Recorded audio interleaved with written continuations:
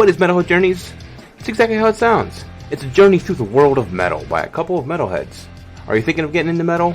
Where do you begin? There's so many different subgenres. What bands are good? What albums are good? We'll provide answers to all of those questions. We'll handle all the research and do all the dirty work by listening to the good, the bad, and the ugly, so you don't have to. Classic albums, new albums, bands no one's ever heard of. Get ready as we'll applaud and criticize with the same passion. This is Metalhead Journeys. I'm Kevin Van Hentenryck, and you're watching the Deluxe Edition with Casey and Ray. This podcast is part of the Deluxe Edition Network. To find other great shows on the network, head over to deluxeeditionnetwork.com. That's deluxeeditionnetwork.com.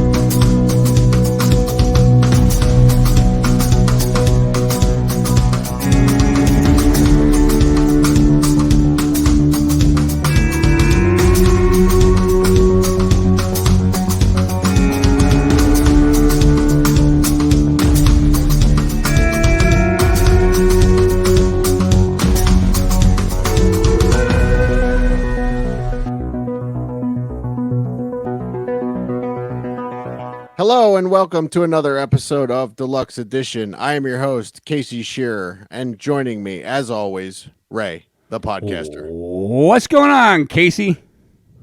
Not too much, my brother. How are you? Oh, I'm having a fantastic day. Do you know why? Why? Because we just did another great interview. Yes, we did. Chris Candy, son of the legendary John Candy. But we find out in this interview that he has quite the career himself. Right, Ray? That's right. He rolled right out of that shadow. Yeah, he did. Yep. Yeah, he did. And I felt like I apologized. I have to apologize to you immediately right out of the gate. I hijacked this interview. That's fine, man. You did all the research. You went down the rabbit hole. Not only did you go down the rabbit hole, you took a shovel with you down the rabbit hole so you could dig down even farther into the earth to find some dirt. Yes, I did. Yes, I think Chris was even shocked at some of the things that I had found out about his career. So come and check out this interview. It was really fun time. Chris, I don't know how he finds the time to do the things that he does. Because he's done so much stuff. Yeah, he's got a lot on his plate, it seems like. Yeah. So we're going to get right into the interview right after these plugs. We are a part of the Deluxe Edition Network. It can be found at deluxeeditionnetwork.com. And the podcast of the month this month for January is all podcasts, every podcast on the network. We're starting the year off with just go check out the network. We have a really good network here and a lot of great shows on that network, including my co-host, Big Ray. That's right. Tell us your podcast, Ray. My podcast is the 10 Cent Beer Night Podcast. It's just like drinking beer in your garage with your friends on a Friday night. You can find me on Instagram and Facebook if you want to come hang out, make a post, call me a dick, whatever you want to do. You can listen to my podcast exclusively on Spotify. Exclusively on Spotify. Yep. It's the only reason I have Spotify downloaded. All right, and you can find all of our other shows over at deluxeedition.show. All of our previous shows, like last week's episode with Barrel Aged Flicks from the network. We talked about Elvis, and then our previous guest before that, Kevin Van Hentenryck, and all of the other great shows that we've done. We are on Instagram and Twitter at Deluxe Edition Pod. If you'd like to support the show, you can come on over to whatamaneuver.net/collections/deluxe-edition and buy some t-shirts. We also have network t-shirts over there. or you can come over to patreon.com/deluxe edition pod and support our show over there. And I will immediately send you the recordings as soon as we're finished if you sign up over there at Patreon. And Ray, we have a sponsor this year. We do. GetSlicks.com. Mm-hmm. Go over and check them out. They have cool hats. They have different hoodies, all kinds of stuff. There's a hat. That's not your Get Slicks hat yet, is it, Ray? No. All right. It's on the way. They are mailing you one. But go over to GetSlicks.com and use code Deluxe Edition Pod at checkout for 10% off. And that's 2 E's in that one. Deluxe Edition Pod. The code will be in the description. For our Instagram and Twitter, on the other hand, it's only 1 E. Deluxe Edition Pod.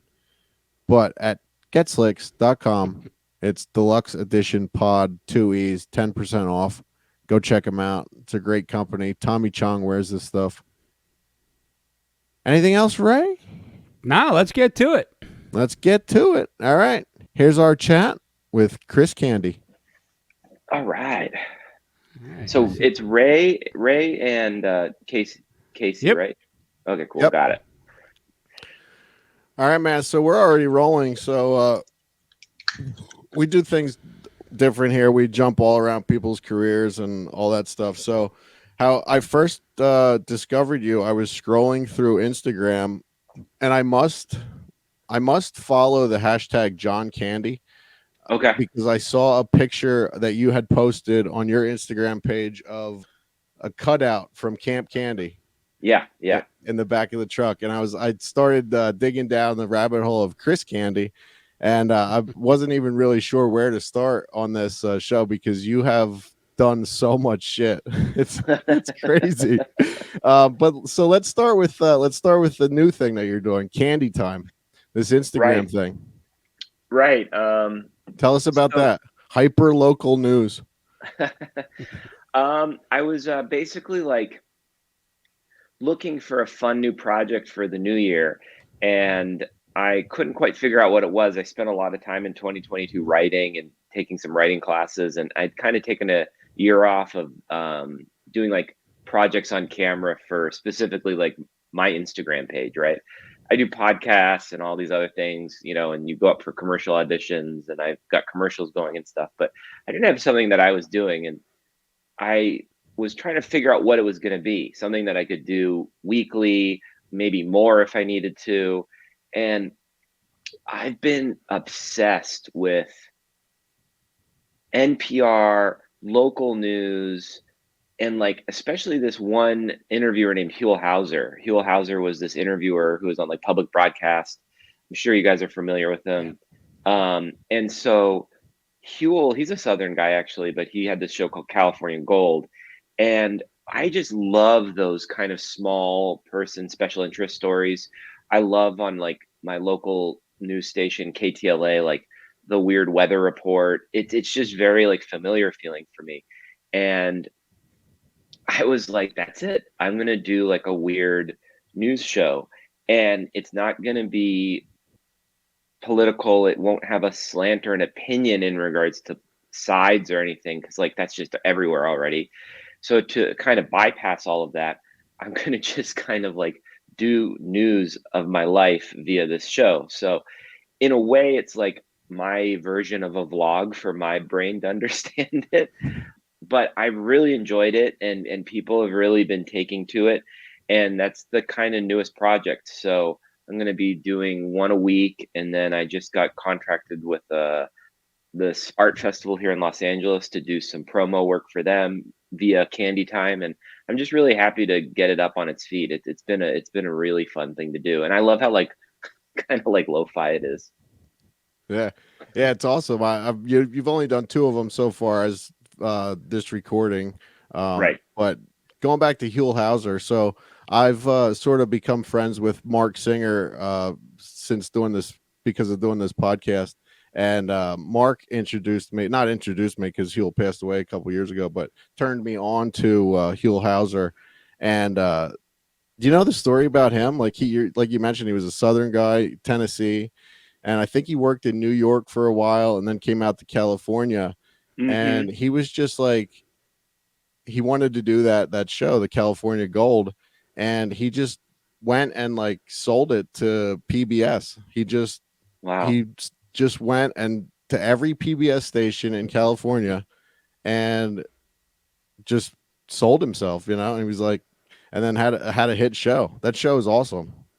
Yeah, I didn't know that story, but I do know that even last night I was actually at a friend's show, and we were talking about Huel, and he had another show that my friend was talking about called The Bench, which I just learned about last night, and it was like he would go to a famous area in LA and sit on a bench, and then very randomly wait for people to come in and have conversation with him. It was very early, like reality TV. And I guess awesome. He did it a few times. He did it on like Hollywood Boulevard. He did it down at the Redondo Pier. But from what I heard is he didn't like the tone of the show because it could kind of get dark. But I had the opportunity to meet him once. I was out in Joshua Tree, and I was having breakfast, and I just heard his voice. It was that famous kind of, well, all right, golly, kind of, just, cherubic, awesome Southern voice. And I turned over and it was him. And I introduced myself. And at the time I just he was, there are a few people that really, impress me in regards to like, I got to say hi. Right.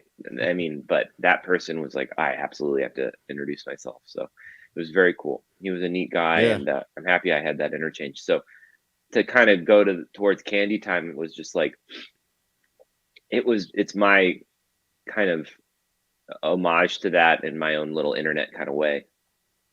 Yeah, awesome. Yeah, if anyone out there listening or watching hasn't seen Huel Hauser's California Gold, go check it out. It's on YouTube. You can find a ton of them on there. Yeah, ChapmanUniversity.com. It's like a college down here in Orange County. They have all of his episodes. They have the whole thing, so you can just watch them all. And I think if anyone is looking to watch an episode, they either have to do the Baghdad Cafe episode, which is very funny, or the crazy thing with him is he juxtaposition. Like he went to like one of his first episodes was going to like a lowrider convention. So he was just like, it's like this Southern white dude interviewing all these like homies and like, it was just really, really cool. He just dove right in. Yeah. So yeah, God bless that guy. He's the best. Yeah. One of the good ones that I remember that I saw was him at Coachella where he's checking everything. And like this, I just remember this kid like coming up to him, probably like tripping his balls off, and he's like, Huel Hauser, and gave him a high five. I know. He totally he was the absolute best. Yeah, that show is just perfect. So yeah, so that those are people I've always been into, and Huel's one of them. And yeah, I don't know. I just with the Candy Time thing, it's like just something fun and easy, and I think that people have been enjoying that. So yeah, more to come. Yeah, awesome. So you're gonna do it once a week? I think for right now, and then I'll ramp it up a little bit. Maybe do like a Friday after hours episode. I don't know. It's like we'll just see what it grows into. It's as busy or not busy as my life gets. But the fun thing about them is they're not a huge pain in the ass to put together. Like I can kind of go in and film it and then build it. And I have a great crew of friends that help make the graphics. And so, it's kind of drag and drop at the moment, and then I can build it out. So yeah, I'm excited. This week's episode will be very funny. Awesome. Very cool. All right, let's talk about Hill Hikers a little bit. Oh shit. Probably the most recent short that you did, right?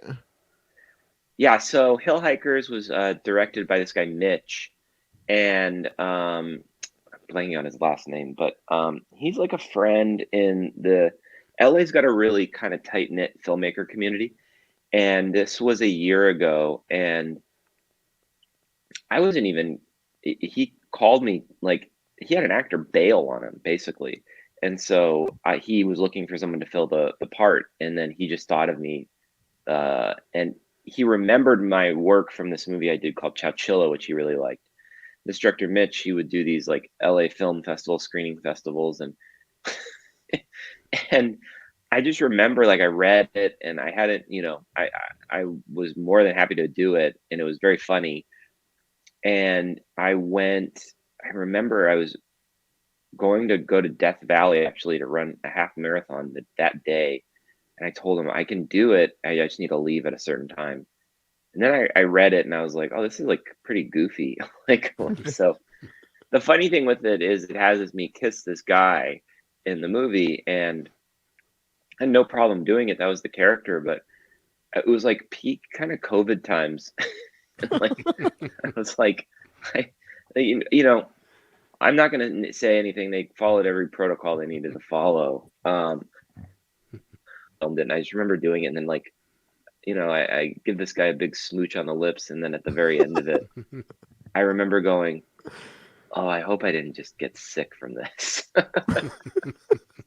Yeah, and then have to go run a half marathon after it. Yeah, exactly. No, but I was happy with it, and but yeah, outside of that project, like, I just kind of got brought onto that last minute, and I was really happy to be a part of it. And Mitch is one of these guys I've known for some time, who's really good friends with a lot of other creative people I work with, and I get the sense from someone like Mitch and his writing partner that they're kind of off to doing bigger things. So I'm always happy to kind of work for people who have a cool vision. Yeah.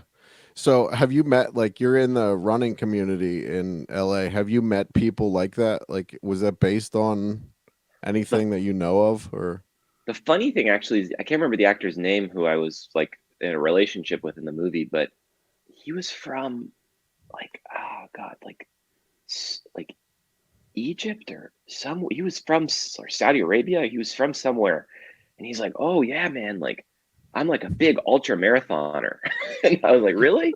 And so we were talking about running most of the time. And I just remember with communities like that, no, but that was fun to talk to him about that. In regards to weird running communities, yeah, there are. Like, there are all kinds of, I started, to the listeners, like, I'm like, as a hobby, I love running, and it's like really a fun community. And at the moment, the running community is really like popping off. Like, it's bigger and more popular thing than it's ever been. And there's all these clubs and running groups that have like popped up, but there's also like crazy challenges that are out there in the world. So I don't know if there's anything as goofy as hill hikers, but there are some challenges that I've done and I've also seen that are like crazy. And especially like down south, there are some of the craziest ones. There's this one called the Barkley Marathons that's in, like, I think it's in Tennessee actually. The Barkley is a 20-mile loop. The creator of this like nightmare run he handpicks the racers. He gives them the coordinates the day before. Like, you don't really know what the loop is going to be, so you have to learn how to read a map. He doesn't tell you when it's going to start, and you have to do the loop 5 times in order to complete it.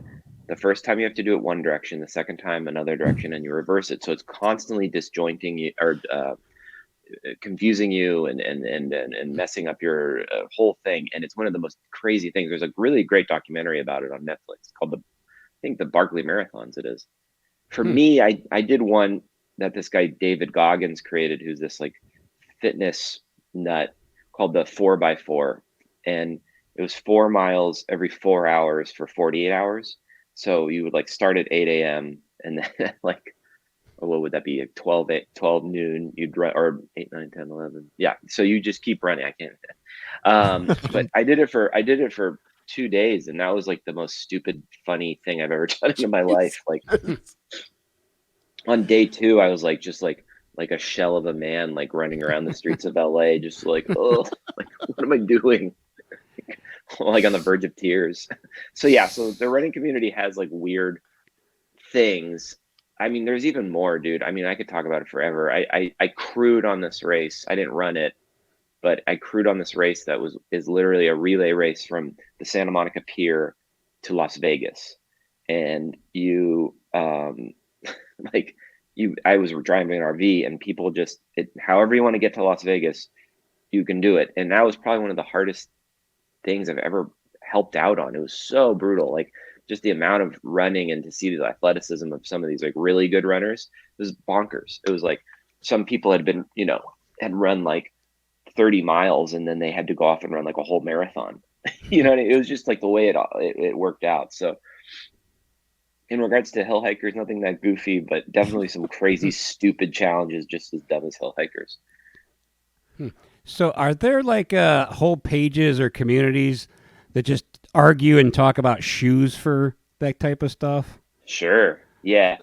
I think like, yeah, there's, like the internet has totally like created that like platform, but yeah, like there's the clearest one, and I don't know if they argue as opposed to probably think what's better for you, but you could say there's like a modern and a postmodern kind of type of shoe. Like there's like there's a primal one. Like some people like to run like a flat shoe that has no kind of rock to it. And then some people love a lot of cushion and a lot of rock.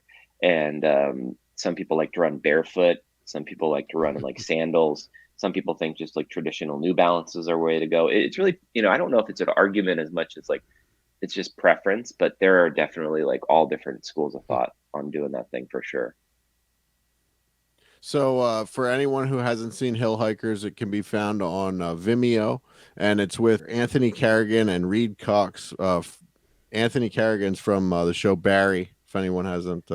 Yeah, that was super. He was a really nice guy. That was a treat to work with him. And I think like Clint Eastwood's daughter's in the movie too, or something like that. Oh. There was like kind of a fun group of people. There's a lot of actors in LA who were working on it. So yeah. Cool. So what did your buddy Rick Darge have to do with that? With the Hill Hikers? Same thing. Like Rick and I have been making stuff collectively for years. We did improv together, and Rick was cast to do that with, and Rick and Mitch are good friends. And that kind of goes back to that like local LA film community that was also surging a lot during COVID. A lot of people are just up to making stuff. And so, yeah, Rick is just a good friend of mine, and we, are either doing podcasts together or writing things together. But I just remember they actually did hike up like the Griffith Park Mountain for that shoot. And I remember I left early, and he was just like so bummed. He was like, he's so pissed at me. He's like, oh, so you're going home, huh? Okay, have fun. Have a good day. But Rick is a sweet guy, and he's really funny. He's so fucking funny. So, yeah, he was just, he got cast in that, but to go into him more, he's just someone that we've made a ton of shorts and worked together on a lot of things. And so, yeah, love working with that guy. Yeah. Let's talk about your podcast with him called Bumper to Bumper. Yeah. So this was started during COVID, right?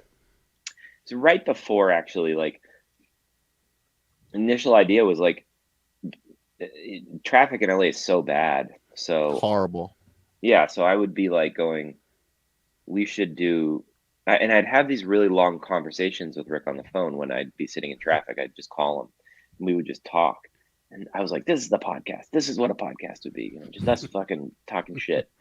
And so then the very early episodes, we were in a car. He was in his car, I was in my car. And then we developed it further where we would pick someone up and they would be in that person's car. And then there's a good episode. The last one we ever did in a car was like the day of the pandemic. And we were kind of freaking out, like what's going on. I think it was sometime in March, maybe. And then it turned in, and so the cleverness of that early idea then like melted during the pandemic. And then it just turned into any other type of podcast where it was just kind of two guys talking. And the fun thing with Bumper to Bumper is it's always kind of morphed and grown, and it doesn't really have any parameters to it, similar to this. It's just a bunch of people talking. Mm-hmm. But he loves to like, it's created these two characters for sure. And like, he likes to kind of like gang up on me, and I'm always just like, don't do that. Anyone who's listened, like that seems to be the roles we've taken. But in general, Rick and I get along very well, but it's kind of become like heightened professional wrestling style podcast, kind of like. talking shit and trying to one up the other person. Yeah, I listened to like watched the first maybe 5 or 6, and then jumped into like the 100th episode, and I was like, oh, they're not even in a car anymore. Yeah. I think we have like a fun group of people who listen, and it's like, if you just want to like listen to your buddies talk shit, then that's Bumper to Bumper. It's like literally that. That's all it is. It's just like, and like you'll get like, you know, conspiracy theories from Rick, and you'll get like my like nice guy filter of Rick. You know, I don't know. I just try and like, we try and balance each other out, I think, the whole time. I was listening to actually during my trip the other day through the Redwood Forest that I was talking about at the beginning.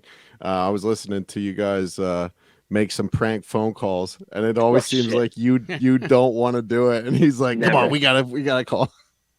Well, he's like, Rick is he's a troll. Like Rick he's really good at it. Like he was like, he is of the culture of people who are on message boards talking shit, you know? So it's like, he knows how to just like get under someone's skin. And I remember there was like, I had a friend who went on like a really shitty date, and the dude was super rude to her. And I was just like, I felt so bad for my friend. And I was like, let me get Rick on him. This was the one that I listened to. Yeah, Rick has a burner. And dude, he went so in on that episode. I was like, holy shit. And our friend Aldous, who we do the show with, we were both like, oh, fuck. But, you know, in that episode particularly, I was more, I at the end of the day didn't want there to be any repercussion for my friend. I just didn't want anything to get, you know, you don't know how crazy people can get. So I was more kind of nervous about the real world applications of that. And thankfully nothing happened. But I think for me, I will always kind of think in that regard, and Rick will definitely not give a fuck. So when he talks about the conspiracy theories, does he really believe that shit? Is he? Because I have a friend like that. I have a friend that I did a podcast with before, and he definitely believes all the shit that he says. No, Rick is, this is a great example. Like, Rick, when I first worked with him, and like I've known him forever, but when we were first starting to do podcasts, when we were doing improv together, he was really into chemtrails. He was like freaking out over chemtrails. Like we would show up to practice in his office, and he would just be looking up at the sky and be like, "Oh, pretty interesting today, huh? Pretty interesting." And like he was out, and so he kind of gets all into some of them, and then he drops them, you know. And Rick is someone who is willing to pivot at the drop of a hat. So like if it is false, he'll drop it. But I think the nice way to put this is like, I think sometimes some conspiracy people just have like creative brains, and they don't know what the fuck to do with themselves. And so they just like entertain these ideas. And I think that they're just like attracted to the stories of them. But I mean, it's like, you got the Ghostbusters poster, like, Dan Aykroyd's not a conspiracy theorist, but he believes in ghosts. Like he like is all in. Like he will like tell stories, and like, you know, I've spent some time with him, but he's not afraid to talk about that stuff. So, you know, you kind of just have to go with it. And I do think though, like, yeah, Rick, you know, I think someone once asked him like, now, how much of this do you believe to be true? 25%, 50%, 70%, 75%, or all in? You know, so yeah, I'm kind of constantly doing that with him. Now, is he one of those kind of guys that will flip flop just to argue with somebody? Like, yeah, like a contrarian, 100%. Yeah, like the Earth is flat, and then 20 minutes later he's arguing with somebody else saying there's no way the Earth is flat. Is he one of those guys? Well, he's, you know, he does, first of all, for the record, Rick Darge does not think the Earth is flat, but you know, no, but he will definitely like, just if he knows he's fucking with someone, he'll like lean in a little more. Yeah. Well, you never know, you know. How do you know? You ever look at an airplane? You know. So funny. You mentioned improv, so well, before we go into that, is Bumper to Bumper still going on? It's just not on YouTube anymore, right? Yeah, not YouTube, but yeah, we just taped an episode on Friday, and yeah, it's still going on. Yeah. It's just we used to be more religious with getting to it, but with life, like Rick's getting busier as a commercial director, and I've been getting busier with work as well. So it's whenever we can fit it in, but within the new year we'll be hitting it a bit more. Cool. All right.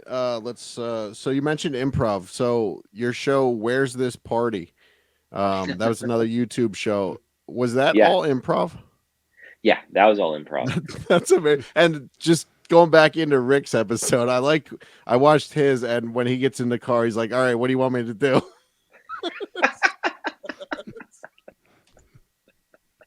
Yeah, yeah, that happened. Yes.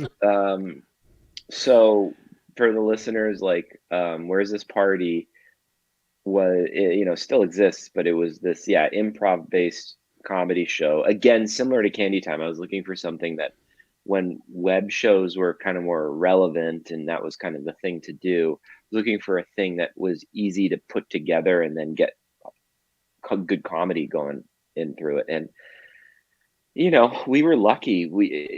It was an easy show to do because I could tell some of these.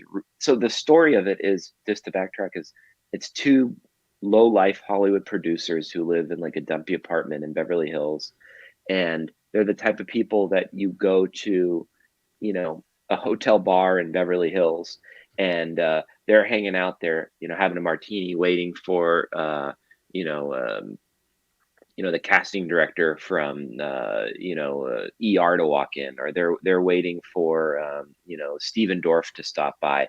Kind of like people are so in the kind of like the scene of Hollywood, but have never had anything to do with it. And so the two characters, they're a couple, Richard and Lou, and Richard is a down and out movie producer, and he wrote this movie called Red Rover, which is about a dog who witnesses a murder. And he's desperately trying to get anybody in Hollywood to help direct him to getting this thing made. And it's based off of people who exist like that. In LA, there's just all kinds of kooky people. And this is one of them. And it was inspired off of my kind of like curiosity and infatuation with that type of character. And so because of that, we had access to so many fun people, because we would just write a prompt. Like Richard and Lou are picking up Marvin Tate, the head of, special interest stories at the Hollywood Reporter. They met him at a SAG-AFTRA event, and he needs a ride back to his hotel. And so the whole show takes place in a car, and then it just starts with these two trying to get something out of Marvin Tate the whole episode, and that's what it was. And it was super fun. Like, we had Will Sasso, Dan Levy did an episode. We had Clark Duke. We had friends of mine who came on and played these awesome characters, and it was just so fun to do. Yeah, it's a really fun show. If anyone wants to check it out, they're all on YouTube as well. 3 seasons, I think, right? Yeah, we did 3 seasons, and it's funny you talk about conspiracy theories, because we were definitely like thinking about bringing it back, and then like maybe the joke would be like Richard created like a weird conspiracy documentary that did really well on YouTube, and he's like over Hollywood, and all he wants to talk about is the internet and YouTube. He's like, yeah, I'm through Hollywood, my YouTube channel, he's like, I just make up all kinds of shit. You know what I mean? Q, that's me, Yeah, man, definitely. You could definitely do something with that. Yeah. Let's talk about so you were on the radio for quite a while too, right? Are you still on the radio? KXLU? Yeah, so I went to school at Loyola Marymount University, and and that's in Los Angeles, and I graduated there. But there's a really cool radio station that it was based out of there, and it's basically like for LA radio, like every band eventually starts out that station's gates. So Nirvana played there, Red Hot Chili Peppers, a lot of bands kind of got their first airplay ever in LA on that station, because it's just a bunch of cool like punk rocker kids hanging out and doing their thing. So I was fortunate enough to get a time slot there, and I still do it. And this year I'm going to be doing more with it. It's just, I can't give it up because it's FM radio. Like, it's just the coolest thing to me still. Like and this leads kind of into Candy Time. I just love that kind of platform of having an FM radio station, and there's something just so neat about it. And maybe it's not that important anymore with podcasts. I mean, when podcasts were starting, it was so hard for me to like jump over to that platform. I was like, but I have a radio show, but like maybe only 15 people listen, dude. You know what I mean? It's like, we're not sure. So yes, I still do that. And, that was, again, to go back to improv, I did that show with my friend Carlos Morera, who I went to high school with. And there's a chunk of time with KXLU and Noise Pollution where we did some of the craziest improv on that show. Noise Pollution has a SoundCloud that you can find, and there's some of the most backwards ass improv of all time on there, where we would again like create like a fake radio show and meaning like we would create a fake episode of radio, so it would always kind of change. And one would be like a law help show, and the prompt would be like the two lawyers who are giving law advice are like surfers from Redondo Beach, and they're just alpha bros, and we'd be talking like and my friend and I, he's a good buddy of mine, like he's one of the most fun people to improv with. We used to do before all of that, like we went to high school together, and this one teacher would let us lead prayer because it was a Catholic high school. And we would go up and do these two-handed fucking prayers that were insane. We'd be like, everybody, we all know that Jesus Christ wore Nike Jordan 1s. We know this. It is fact. And he was the first person to slam dunk on a cross. Like, it was just like, it was just silly. It was super silly. And like, we'd always like slam things together. And I loved that stuff. And I those are some of my favorite improv memories of working with that guy. So he's a designer and does a lot of stuff in the agriculture world. Did improv come easy for you, or did you have to work at it? Could you say you were doing it in high school already? Yeah, I did have to work at it. I think improv is like a good conversation. I think it's like you guys can do it because it's just like we're talking and it's all about agreeing and listening and kind of like figuring it out where to get things in. To get the formula of improv, I had to learn it. I could do Noise Pollution, but that was just kind of like just chatter. We were just like kind of talk about whatever. But once I started taking classes with UCB and I did some Groundling stuff, and then I ended up at Second City in LA when that was still here. I fucking sucked sometimes because it's like it's such a specific thing. It's like you're learning how to work and play with someone you've never done anything with, and it's literally like learning another language. And it's all about simplifying things for the audience and listening. So because I had this one teacher and Jason Schatz, and he really helped me figure it out, where it was just like, just simplify it. Like, what's that one person's perspective, and just keep heightening it and listening. And like, it does become this kind of Jedi behavior improv. Like you would just like learn how, and some of the best improvisers I'm just like in awe of. I'm just like, oh my God, they're so good. TJ and Dave, they're really great. Holly Laurent, I worked with her. She was my teacher. She was just unbelievable. And then you see like some of these other improvisers, like it would always be like this, the lower level shows, entry level shows would be us, like at Second City. And then the hosts would always be these powerhouse teams who had been, from Chicago, Second City, in Los Angeles. And dude, I'm so bummed there's not a Second City LA now. But this woman, Jamie Moyer, is so fucking funny. Like, just look her up, because her improv is just like steamrolls. So good. Yeah, just and actually another really great improviser is Will Sasso. Yeah. He's incredible. He did an episode of Where's This Party, and he's a buddy, and his improvising is like, I just am like, it's just like chilling because he's so good. It's just like, yeah, he kills me. So yeah. So anyways, yeah. But it is it's a muscle you have to learn to do. I haven't done it in some time, but as like some annoying bumper to bumper listener once pointed out, he's like, Chris needs to stop whining about how there's no improv. Like, you literally have a podcast. I was like, fuck off, bro. Like, and you could have one too, dude. Anybody can have one now. Yeah, I know. Everyone does have a fucking podcast. Yeah. Well, it's crazy, dude. Like, I live near the Troubadour here in LA, and podcasts have like taken over. Like, there are literally people who will pay tickets to go watch people do their podcast, like tape their podcast at like the Troubadour. It's like replacing rock bands. It's funny. Fuck, I'm putting stands in my living room. I'm gonna monetize this thing that way. Live audience. Jesus, Come watch Ray. How much, Ray? $5? Nah, you know what? If they bring beer, I'll charge them $1. But if they don't bring beer, then it's $10. Chris, going back to the radio show. So you said about you were lucky enough to get a slot there. So if you get a slot, like you said, can you just do whatever you want then, or what? Like, how does that work? They made me my kind of interview was I had to write on a piece of paper, like I think it was like as many musicians as I could that wouldn't be heard on another radio station. So they were more impressed with like my knowledge of, and at the time it was like a ska show. So I was doing this show called Trad to Tone before Neuz Pollution.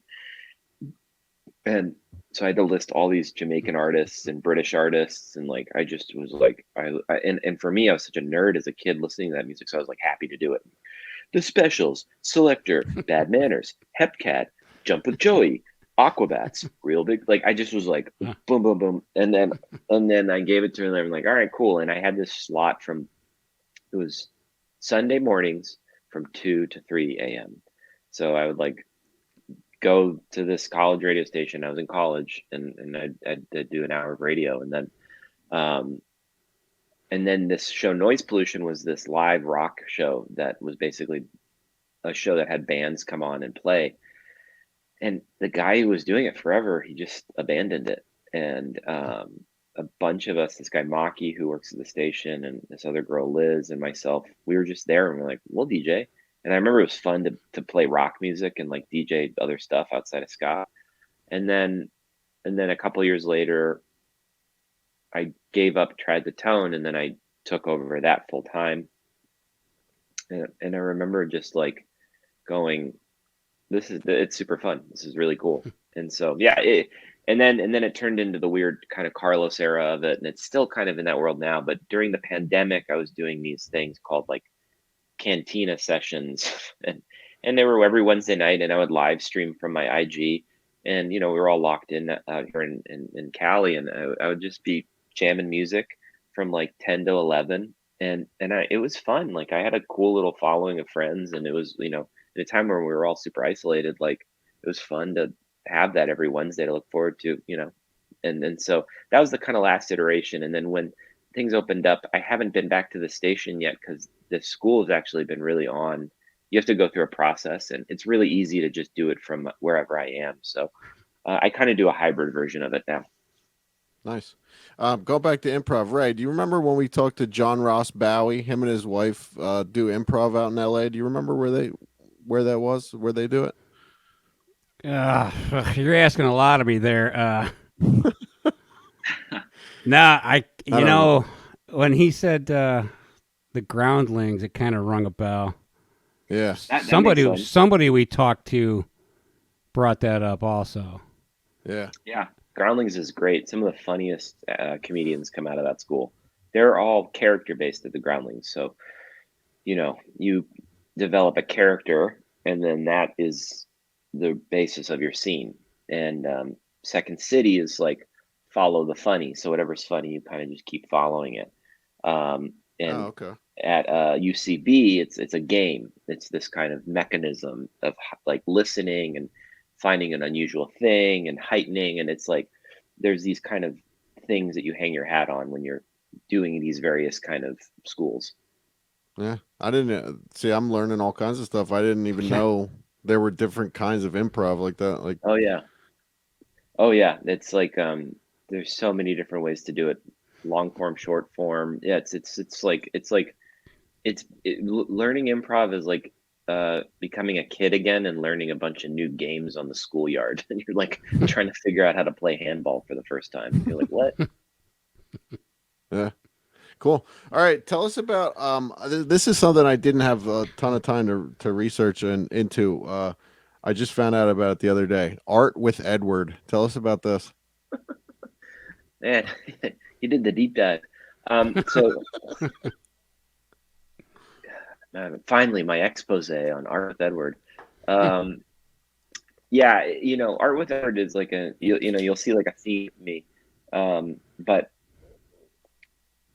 it was the first. I was 24, and I had just signed with my first manager as an actor, and they were looking for something for me to do, just like to make, and that was the thing. And so Art with Edward was my answer to that. And I remember driving to an acting class and I was listening to the radio, and there used to be this art critic on KCRW, which is another college station here. And his name was Edward Goldman. And Edward Goldman was this Russian man from St. Petersburg who was big in the local West LA, Venice art community, which is like very major out here. And he had this very interesting voice, and he would be very, very particular about how he talked. And the critiques were always ridiculous. And his voice sounded very similar to that. And before I did the show, would listen to them. They were always so funny because I remember like he did one where he was written up in the LA Times about how his review of a Dennis Hopper photo show was wrong. And then he went on his own radio platform to say how ridiculous that was and how he was very right. So I then get, I don't know if the actual Edward Goldman is this self-centered, but we created this character named Edward Goldblum, who more or less looked like Truman Capote, and he had a similar voice. And it was a way to go and interview LA artists and kind of do these similar Huell Hauser-esque type shows. And in the beginning, it kind of did okay. And, I always love those ones. We did one on like what it would be was we would do like a work of art. So like this guy, Ed Ruscha, who's this very famous painter. We did he has one called The Back of Hollywood, and it's a beautiful painting from the reverse side of Hollywood. And so we did like a hike up to the backside of Hollywood. And then it was an episode and we cracked jokes along the way. We interviewed this really beautiful mural painter, but the shows would always be like kind of like forcing this goofy character into this very serious art world, and that was the kind of juxtaposition of it. And I loved doing it, and I did it as long as I could, but inevitably like it had like a very niche following. And he's just like, I think you just have to try things, and I love all the characters that I created thus far. And to go into my dad's world of stuff, he created so many characters, so I kind of find it fun to like go think about like characters I've created. It's kind of cool to think of it that way. Yeah. I feel like they're at least like with Richard or Edward or no, I mean the Candy Time thing is really more me, but it's like at least with those two, I mean it's like, oh, I created like a cool different kind of character. That's neat. Yeah, absolutely. Yeah, I'm looking forward to going back and checking some of those out. So Thanks, we am I missing anything, Ray? I have a lot of stuff yet. No, just keep rolling. All right. Yeah, you're doing a good job today, Casey. Good job. Thanks. So you mentioned your dad, the legendary John Candy, and that you've been acting since you were a kid. Were you encouraged to follow in his footsteps? I heard you say before that you didn't want to follow in his footsteps. Why? I think I think it's like any kind of father-son relationship. Like there's this, maybe some sons like have no problem doing it. But I looked at it as like, I'm going to do my own thing. And I really was caught up in wanting to be my own person. And I did always feel that I felt like I wouldn't have ever been taken. This is a very junior way of thinking, a kind of young way of thinking, but I just never thought that I would ever be properly critiqued or judged, or I was so full of myself. Like I really was like being in that situation really messes you up. And I if you don't really get that figured out, it can continue to mess you up. But I just had a lot of naive kind of green perspectives on it. And so, I remember like I took a acting class when I went to Santa Monica City College before I went to LMU. And I like never told anybody in the class. And I remember the teacher, she was like, "You're really good. You could be like a Jack Lemmon or a John Candy." And I didn't ever tell her. And I thought that was so funny. And then I remember at the end of the class, I was like, I told her that. And I'm like I was revealing something, but I remember being in the class, like I was like, I want to make sure I'm good, but the reality is we were all so bad in that acting class because we were all so new. I mean, I'm sure some people were very good, but it just was a stupid way to look at it. Like I do really think like you have to work it, and I think one of the biggest things I ever learned was like how much work goes into actually like doing your thing. And one of the things I never got to really understand was because I didn't get the opportunity to ask, was like, how much work did my dad put into doing what he did? Because when you're a kid, it just kind of like appears and presents itself to you. And I think I got caught up with that early on, thinking like, oh, it would just come to me, oh, it's going to come naturally. Yeah, there's a part of me, I think there is this thing of, do you have it or do you not have it? And I think that it helps to come from someone who is wildly talented. There's some kind of like fairy dust there. But to answer your question, like why didn't want to, I think it's just because I was kind of stupid. Because the funny thing was, like, I was performing and acting and doing stuff. Like even though I wasn't, I was playing music, but I was like, oh, I'm not an actor though, or I don't know. I just was like kind of hiding behind just like actually looking under the hood and going like, what would it look like if I actually did this? Because the minute I did commit to it, I was like, oh, damn, there's a lot of work here. And there's a lot of like, you got to really respect this thing. It's not like, it's just not something that you do. And some people do, some people, that's how they get through their career. But for me, I was like, oh, there's a lot of strength in this art form. You have to really respect it. Yeah, I mean, just talking to like all the actors that we've talked to over the years, or over this, the course of this podcast, the shit that you have to do to act is, I mean, there's a lot that goes into it, physically, mentally, all kinds of stuff. It's crazy. There's a lot. Like I was on one movie set one time, and like I wouldn't care if I never did it again. It's a lot, and you're always adjusting and learning new things in and starting new things. It's like it's just a constant thing of adjusting and changing and growing. So I think that would have been a cool thing to kind of talk to him about and be like, how do you keep it fresh? What do you do? Because it does seem when you're a kid, and it makes sense that I had that perspective because I was a kid when I saw him. It was like, oh, okay. This is there's a lot of work that goes into what you do. Yeah, absolutely. So, I one of the things that was in that question. So, were you encouraged to get into acting at all? Because I know you were in a bunch of episodes of Candy Time, the cartoon that he did. Oh, Camp Candy. Camp Candy. Yeah, sorry. He would very much want to like and put my sister and I in things, and I think he got a kick out of doing that. And Camp Candy made the most sense to him. I think he was really excited to do a cartoon show for his kids. But no, I get the sense, and I think if you were to talk to my sister ever, like, he was like not trying to push us to do it. I think he really wanted us to do what we wanted to do. But yeah, as you get older,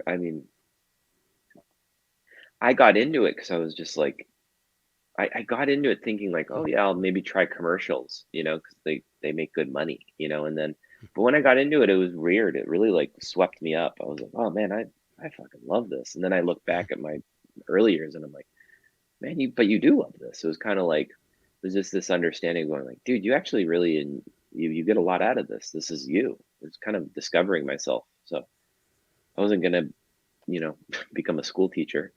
They're the real hard workers. Yeah. Did you grow up in LA? I did. Yeah. I grew up in Los Angeles. I was born in Toronto, but I've been in LA since I was like a little kid, like 2. Yeah. All right, so something that's still current that you're doing is Never Not Run, the podcast. Mm.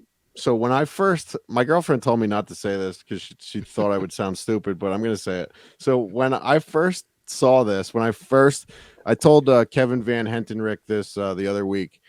I don't really start doing any actual research until the person confirms. So like after I saw that picture of that you posted of your the cardboard cutout, Oh yeah, yeah. I went to your Instagram and I just like glanced at your profile and I saw Never Not Run. And for some reason that was in my head that you did a podcast about running, but you weren't a runner. And so now I'm a person who listens to a podcast about running who doesn't run. But you are very involved in the running community. And we talked about it a little bit earlier. Yeah. Well, that's fine to think that. I got into running when I was younger, like I was in my 20s. I was always like an overweight kid, and running, I lost a ton of weight running, and I really like I learned like the power for me about running, and it was just this really awesome kind of solo time, and the endorphins and just the activity, and like I just love it. It's just I still love it. And but it's to what I think we were talking about earlier is like with those crazy races, like I just was like, I've run a couple marathons and I've been around the community, and like I was just there's a funny humor to this too, and like we have a bit of a sense of humor about running, me and my buddy Mark. And so again, the phrase "never not run" came from a lyric in one of my first bands. I wrote it in one of the lyrics, and it really just meant like never not run. It was like, I don't know, it's like it was like a dumb little 20 something idea. And then yeah, I then thought well, this is what it was. When Instagram started, my handle was NNR forever. My very first Instagram handle when Instagram started was NNR. No one ever knew what it meant. And so it was always Never Not Run. But then as I got older, I'm like, my professional life needs to kind of exist on Instagram. No one has any idea what NNR is. I look like a fucking, I don't know, like a weirdo. And so I then like changed it to my name, and then I started Never Not Run. And then I was like, well, it could be like a cool running Instagram account. And then that's really where it started. And then we were looking for something to do that was outside of like just a typical running Instagram account. So we started a podcast, and yeah, I don't know, we get some cool athletes. We talk to some people, and kind of like I was talking about earlier, like the running community is kind of hardcore. We're trying to just inject like a sense of humor to it, and a relatability to it, like a genuine conversation about it. Cause like there are a lot of voices in there that are just constant motivational speakers. And like for us, it's like, how can we have the like,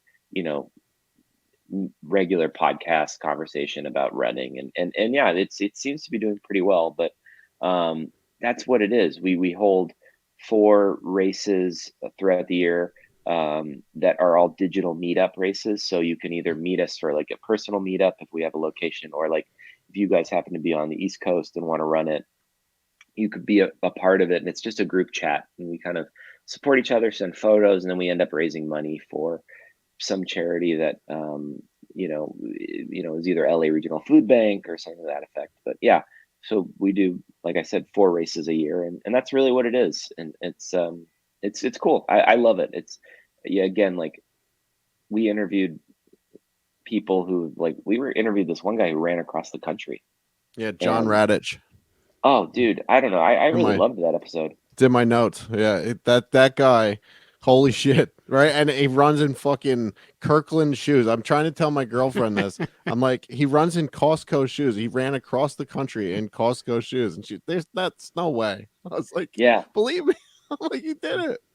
Yeah, he was a treat, dude. Like, and then like, who else did we get? Bill Maeda was really cool. Real quick before you go jump into anyone else, So John Radich, Yeah. he ran across the country from the Santa Monica Pier to. He had to dip his feet into the water and at the Santa Monica Pier, and then dipped his feet into the ocean at the Atlantic City Boardwalk, 3,700 miles, and Yeah. not like only stop like the only time he wasn't running was when he was sleeping. Yeah, he there are a couple people who've done those runs, and we met John at the LA Marathon bib pickup, and there's this very infamous race in California called the Badwater 135, and it's a 135-mile foot race in like the middle of summer. It's like usually 120 degrees, and you have like you go from the lowest point on planet Earth, the lowest sea level point, which is the Badwater Basin, all the way to the base of Mount Whitney. And if you accomplish this thing, you get this like belt buckle, and it's got like a skull on it. It's just pretty tough looking. And we were at the bib pickup, and we were doing an episode of the pod, and Mark spotted the belt buckle. And then we looked at this dude, and he was this really tall, gangly man with a mustache. And he was like, we just started talking to him at that moment, and he was the kindest person, and he just opened up and had all these interesting stories about running. And he said, "Oh yeah, if you ever want to hear crazy psychedelic stories about running Badwater, I got them." And then our eyes lit up because we were like, "Oh hell yeah!" And so we got John on the episode, and it was so cool. And yeah, like and then in our research we discovered that he ran across the country, and he just was one of these endurance athletes who can withstand a lot. And those people impress me. I'm just so inspired by that type of person. Yeah, it was so fun to talk to him. Yeah, it was a treat. Yeah, There are it's these a great heroes. podcast, man. It's a Oh, great thank show. you. You're never not run. I've listened to every episode, and like I said, I'm not a runner, but I've learned a lot about running. But I do have some questions about running as well.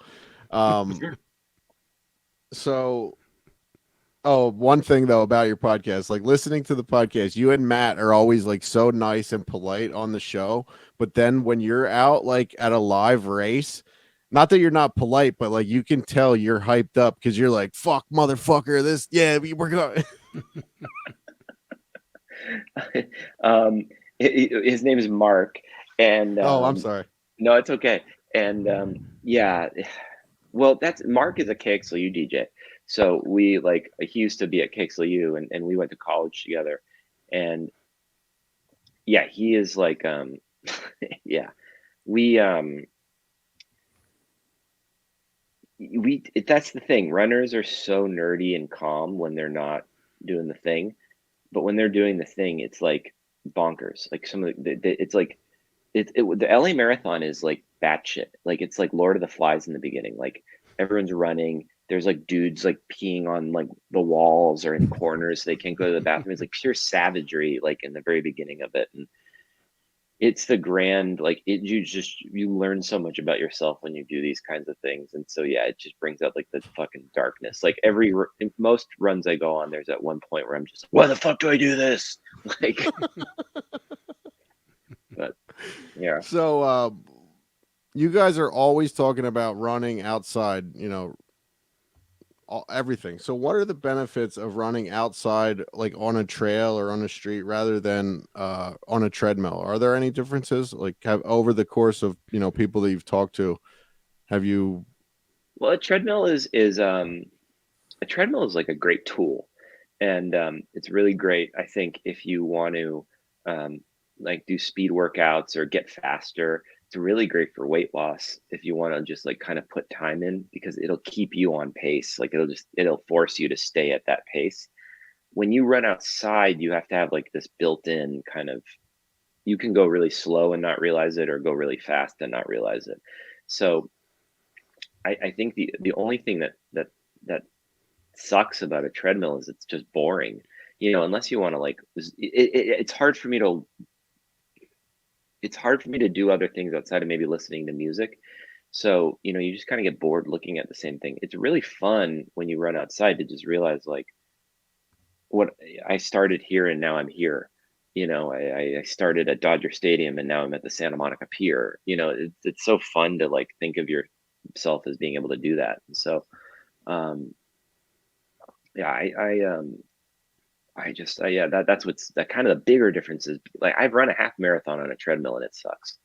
You're just like miserable, bored out of your fucking mind, like trying to figure out anything to play. Like it's painful. It sucks. I did, and yeah, it's no good.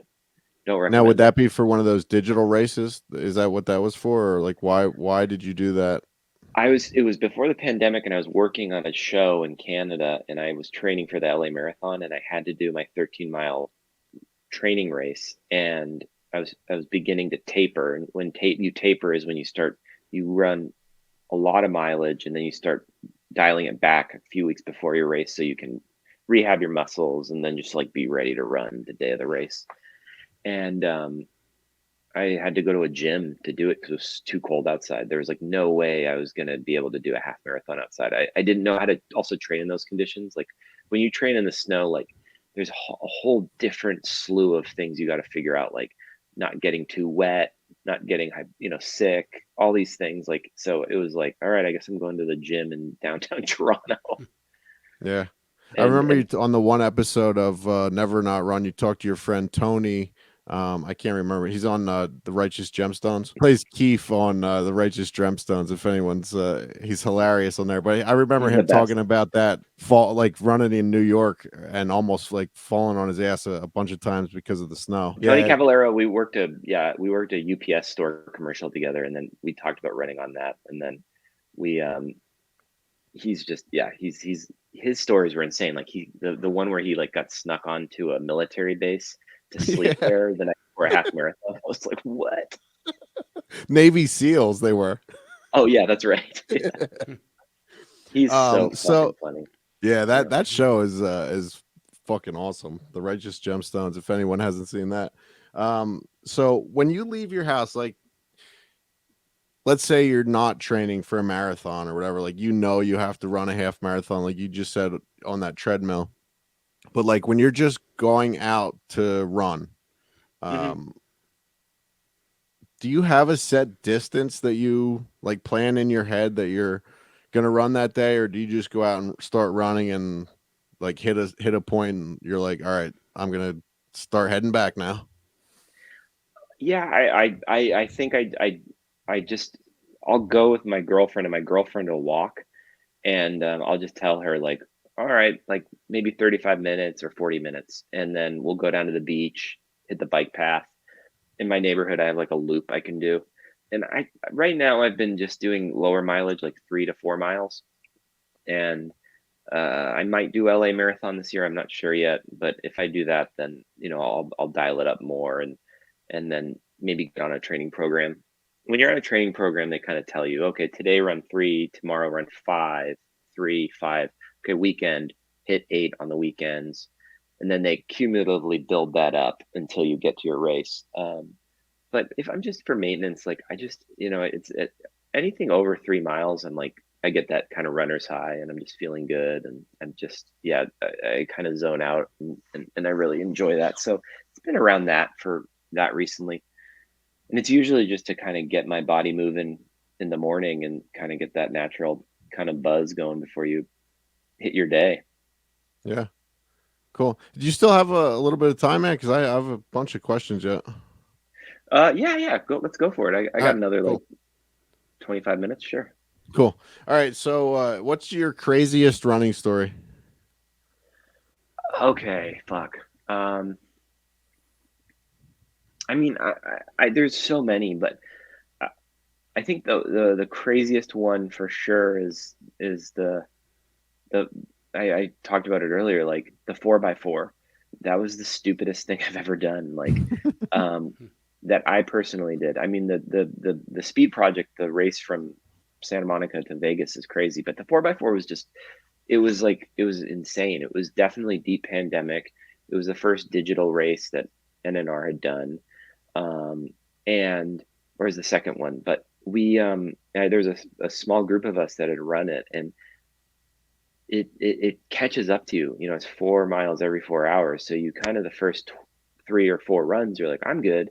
But that first night when you have to do like a midnight run and you're exhausted, you're like, whoa, what? And then when you do one on the second, so the story is like, the second day was crazy. And I remember I was just exhausted. I was going so slow, and I had gotten up at the midnight time on the second day, and I was so exhausted. And I was like in a state of like kind of panic. I remember being like, I'm fucked. Like, I'm going to just die on the side of the street. Like, I'm fucked. And I remember being like, but I have to finish. And so I found the guy who created it, the guy David Goggins. I found like a corny David Goggins YouTube video, and I just started playing it. And I remember I was just running around my neighborhood so slow, like a 12-minute mile, like crying, going like, I got this. I can fucking do this. I freaking do this. It's funny, but I'm like, I broke myself. Like, I was just a shattered man who was just like, for no reason, just to prove it to myself. So that 4x4x48, is that something that you just do like from wherever you are? You just Yeah, he like David Goggins, I think he organizes one in March that he gets like, he's becoming like a huge kind of person in that community. He organizes one and kind of through his Instagram gets people going. And we just in the summer were like, when we did ours, we were like, all right, we're going to do it. I don't know if I'd ever, I mean, I would do it again it is fun, but I would do it with like a group of people, but I would just have to have a gap of time to do it. Cause like you're recovering from it. It's not just something you can go out and do. I remember I just went out and did it, and I was like, this is going to suck. I remember it's always a bad idea when I'm like not really telling people I'm going to do it. Like I was like telling like my family, like, yeah, I'm going to do this like running thing this weekend. I don't know. They're like, what is it? Like, cause I'm kind of nervous to see what they're going to say, but I know I can do it. I'm kind of like, all right, I got it, Yeah. But like when you said you did it in your neighborhood, so were you sleep like every 4 hours or whatever, you would just go back to your house and rest, or what? Like, yeah. So I created this, like, I lived in this tiny studio apartment. I just remember like I said, I didn't really plan for it. I was like, fuck, dude, you're going to need like stuff.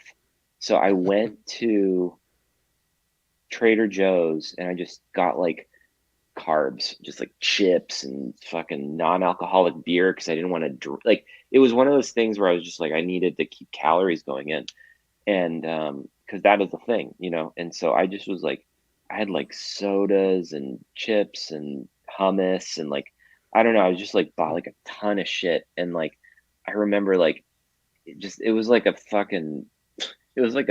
pigsty in there. I was just like, oh, like I remember one day during it, like I ordered from like Bevmo or one of those delivery services, like non-alcoholic beer. And I remember I was like dead. And like the guy came to the door and my credit card or my ID wouldn't scan. And I was just standing there. And when you do a race like that, like you want to be off your feet immediately. And I remember I was like standing there and he's just like looking at me like I'd just been like doing meth all weekend or something. And he was just like, and then he had to call the company and be like, yeah, man, like this guy's just drinking like mixers here. Like this isn't even alcohol. I was like, ugh. Finally, I was able to get it, and like I slammed one and like fell asleep for 3 hours. But yeah, that was easily the craziest thing I'd done. I mean, the first marathon is the most memorable one, but the 4x4 is definitely like the craziest, stupidest thing I've ever done. Like if you think about it, it's just like, yeah, and you can YouTube it. There's people who vlog their whole experience, and some like super, soldiers get through it like immediately, but like there's a lot of other people who are like, damn, this shit was hard. yeah, it sounds, I mean, especially since you just did it on your own, like it wasn't any like a race or anything, right? It was just there was a couple people just who challenge yourself. Yeah, there's this guy Dan Fonder who does the Eagle Rock Run Club. He ran it. This other girl ran it. Her name was Summer. She ran it. And and it was just 3 of us, I think. Oh, and I think one dude from Chicago ran it with us, and he gave up after like 3 runs. He was like, he like drank beer and like ate deep dish pizza, no joke. And then like he missed all the evening ones, and he was like, I'm fucking out, I'm good. Damn. So one of the things I hear a lot of people talk about on the podcast on Never Not Run is salt tablets. Why Right. why are people taking salt tablets on these runs? Well, it's your body just secretes so much salt and liquid. From sweating. Yeah, it's all the sweating, and you just need to replenish your magnesium levels, your sodium levels in the body. It really is like the sodium is like an IV drip to the body, and so you just want to keep those levels up. And that's what some people take salt tablets. I personally don't, but it's when I'm replenishing. Usually an electrolyte. That's not electrolyte. Electrolyte is. It's just salt. Oh, So okay. yeah, it's just to keep those levels up in your body. And some people like Mark loves to take it like every mile. I think he takes a tablet or whatever. But yeah, because when you're in that flow, your body is like it's depleting a lot, so you just have to kind of try and keep those levels up, and that's really all it is. So you can, it's still going to be hard, but you're not going to like you'll get to the end of a marathon and you'll just see people like passed out on the ground, or like bonking can be really serious if you don't take it, if you don't plan your nutrition out before you go and do this thing, like you're screwed. Like it's just like, yeah, you can't Wow. phone it in. Some people do, but I just don't. You have to kind of figure out what you do, and everyone's got their own little formula. Yeah, I mean, you have to be in like to phone it in. You say, I mean, you have to be in pretty good like regular shape to be able to For phone a marathon or what any kind of run in. Yeah.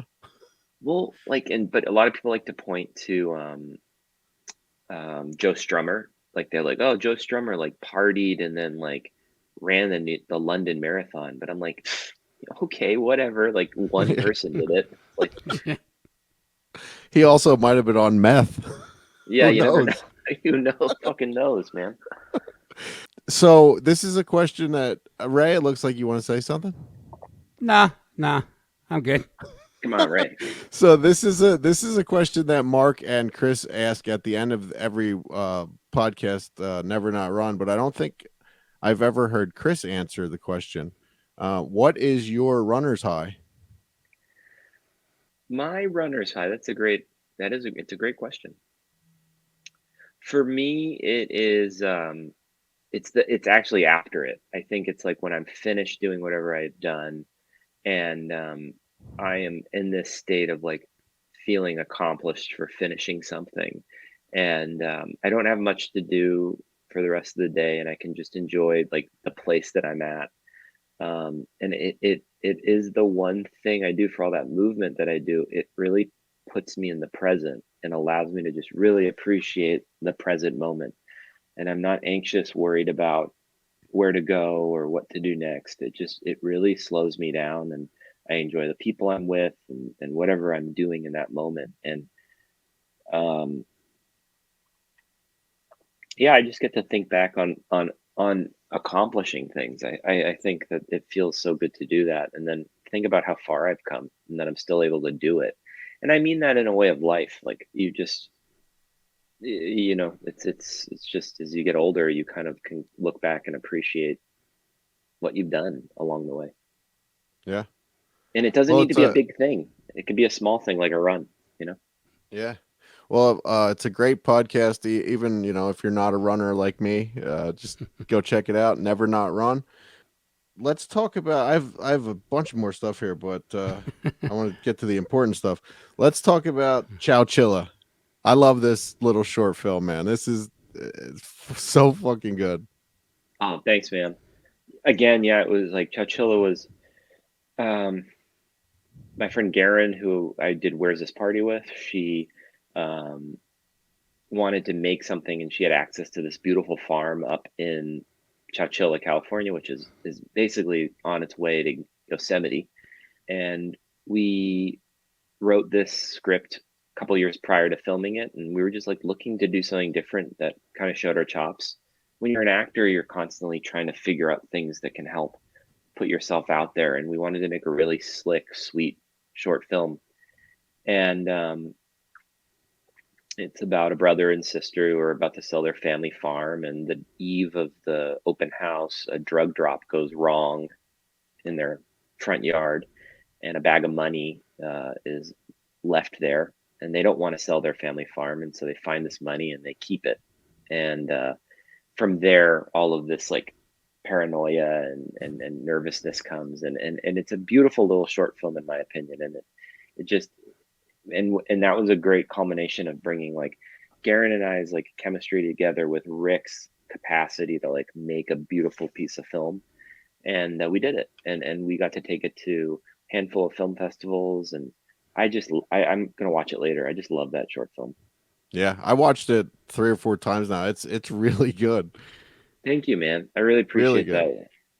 And Yeah, I was just through Chowchilla the other week. Like I said earlier, I've been to California 20 times last year. I drove through Chowchilla. There's not a ton of stuff there. No. We carted a whole crew of friends up there and got everyone up there. My sister was up there. She helped and was in it. And we just really put together like a lovely, it was so fun. It was just super fun weekend, just putting a movie together. So why, I wanted to ask you this. So why, because I had a hard time finding it. Like if you go to the Vimeo app on like a television, it's hard to find. Really? Yeah, like I can find it on my phone, no problem. But so why put it on Vimeo rather than YouTube? Like what is the, because a lot of your stuff, like Hill Hikers is on there, Love Language, another thing that you did is on there. I think why are they all on Vimeo as opposed to YouTube? Mm-hmm. I think it has something to do with the video quality. I think that's what it is. And I think a lot of filmmakers also, Vimeo has these things called staff pick of the week. It's basically programmers on Vimeo, and it's just uniquely different than YouTube. YouTube, a lot of people use for like monetization and a cool platform to get stuff out. But if you get a staff pick of the week, it goes into this channel of people in the industry who are paying attention to up and coming filmmakers. So you mentioned Love Language, which is like another short that Rick and I made with Guerrin. That was an idea that got a staff pick. And through that, just in making it and getting a staff pick, we had meetings with, we had a meeting with like Sony Pictures from it, and Oh, wow. it gets on this radar that's a bit different than YouTube does. Obviously, if you're like a YouTube personality and you have like a really cool thing going on, that's great. But Vimeo specifically within the filmmaker community, people usually try and get a staff pick of the week, and they try and do a thing called short of the week or no budge. And you can like, those are all film festivals that people are kind of keeping tabs on. Cool. Yeah, it's like I said, it's really good. And I will post all the links to everything in the description of this as well. Let's see. I have a few more things here. I saw recently that you started wearing Sanooks. Right? Yeah. So that led me into you were Donovan Frankenreiter's guitar tech. Oh my God, you Fucking amazing, dude. How does this happen? That's cool. Yeah. So I went to school for sound design, and I went to Loyola for sound design, and I still am good friends with this guy named John Hagler, and John is a professional front of house engineer for bands, and he when I got out of college, I was looking for work, and this is before I was an actor. And I just said, his nickname is Tito. I said, Tito, if you ever need anyone to do sound, I'd love to get on the road. And Tito was working for Donovan, and he hit me up, and he's like, for sure. And Tito's from the punk rock community, and he's just like, yeah, this dude Donovan, you'd come on, you'd basically be lugging shit in all the time, and I can get you on the front of house board for the opening acts, and you can learn how to do live sound. And dude, I love it. I still love it. I miss that time. Donovan, I love that guy. I learned so much from that dude. He's so funny. He's such a cool entertainer. He gets how to be an entertainer. And he's like one of the most positive people that I've ever seen or like listened to. Yeah, he really is. And he was so fun to work with. And I spent about a year and a half of my life working with him. Like, and I think I did I think I did 3 or 4 tours. I can't remember.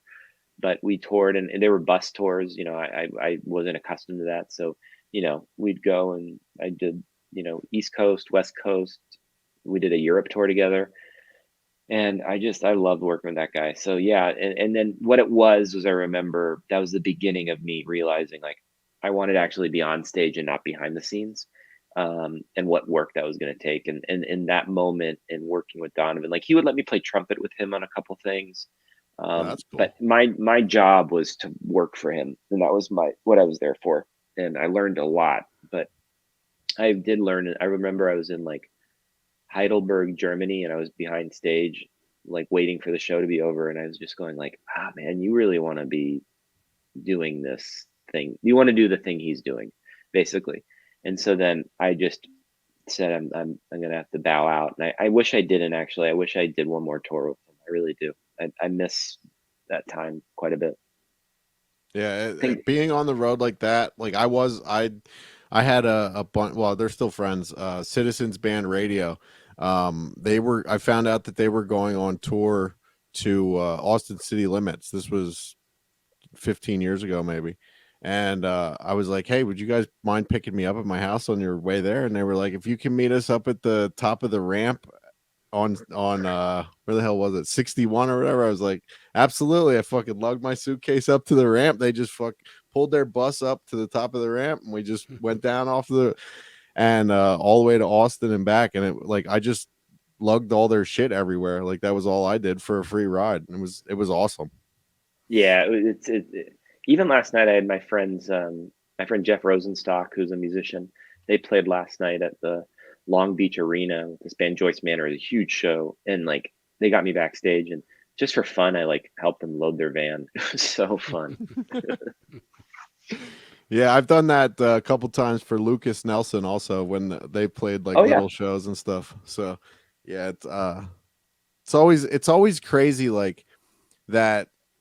You think like in your mind, like all these people are coming to see that band, you know, and they're like the biggest thing on the stage at the time. And then like after the show, they're like all lugging their own shit out to them. Like they have no one to help them. Like that's it. Yeah, that like rock star idea that you think exists doesn't really exist. Yeah. It's like everyone's just tired, hungry, and sleepy, and Yeah. wanting to watch TV.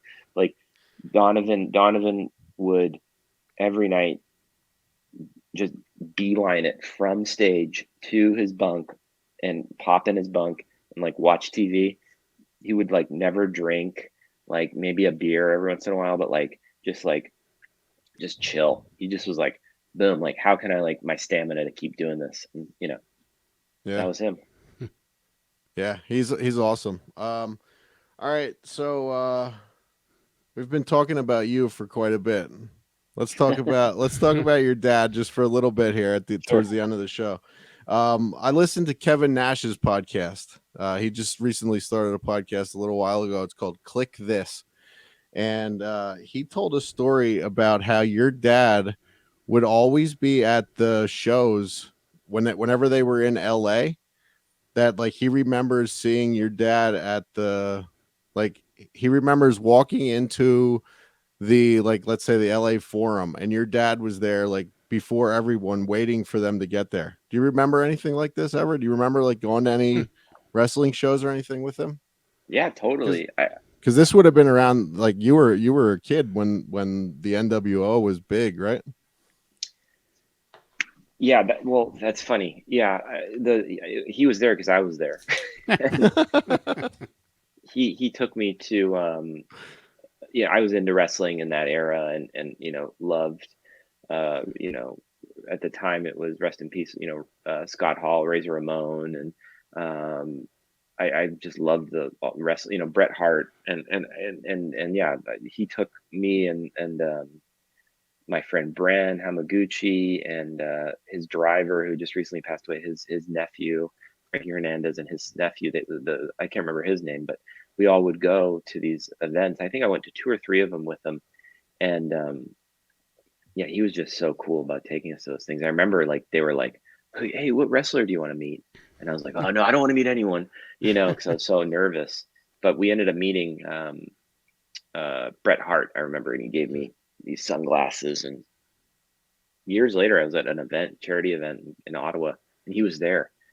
And I just walked up. I was like, "Dude, I just, huge fan."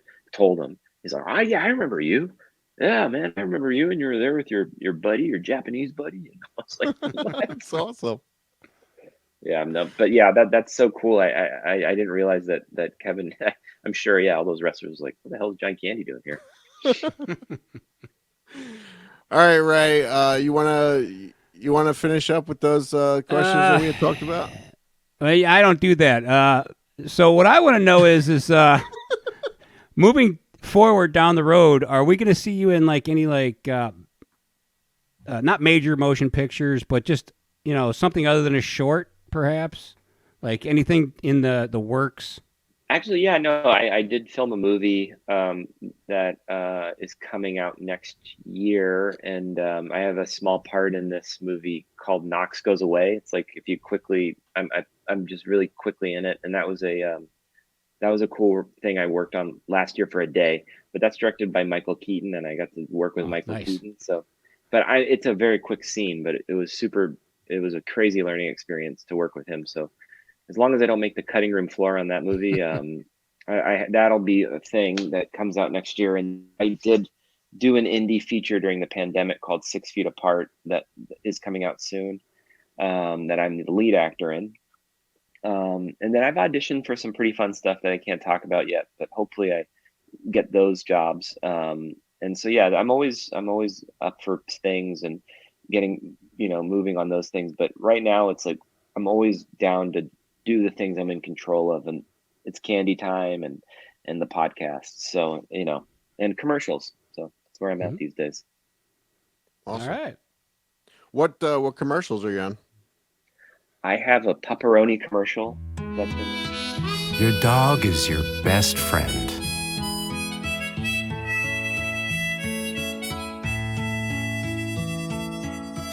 But your dog's best friend is your ex-girlfriend, because she always has irresistible pepperoni.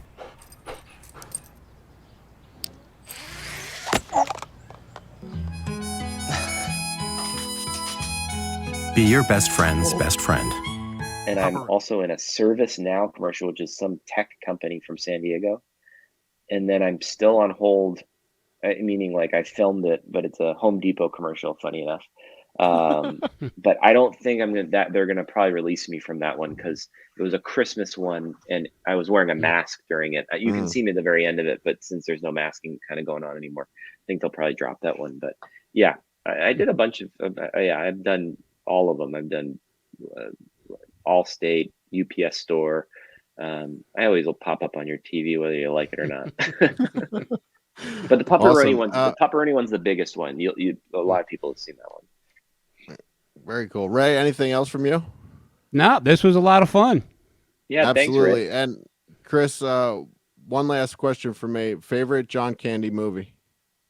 Oh man, dude, I think I love. Man, it's so tough. Planes, Trains is obviously the best one. Just watched it last night. Yeah, it's just so good. But then like I love Who's Harry Crumb too. Like that movie's so fun, like so goofy, like kind of quirky comedy.